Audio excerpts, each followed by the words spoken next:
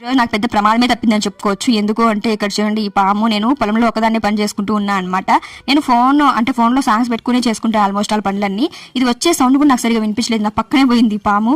అది నేను అంత గమనించుకోలేదు అనమాట. ఒకసారిగా ఏదో ఎక్కువ సౌండ్ వచ్చేసరికి, ఇంకా ఆకులు అక్కడ చెత్త అంతా ఎక్కువ ఉంటే సౌండ్ అంతా ఎక్కువ వచ్చేసరికి ఏందబ్బా తిరిగి చూస్తే పాము అనమాట, నా పక్కనే పోయింది.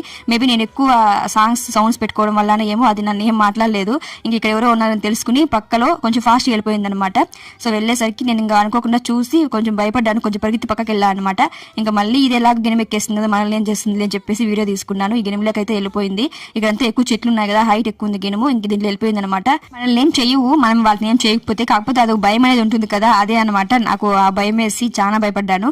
కాకపోతే ఇంకా మళ్ళీ అది వెళ్ళిపోయింది దాని మళ్ళీ అంతకు పని నా పని నేను చేసుకున్నాను అనమాట. బట్ ఒకసారికి చాలా భయం వేసింది. ఇదే అనమాట ఇవాళ వీడియో. నచ్చితే మాత్రం లైక్ చేసి కామెంట్ చేయండి. కొత్తగా ఎవరైనా చూసిన వాళ్ళు సబ్స్క్రైబ్ చేసుకోండి. Thanks for the watching. మళ్ళీ మనకు మంచి వీడియోతో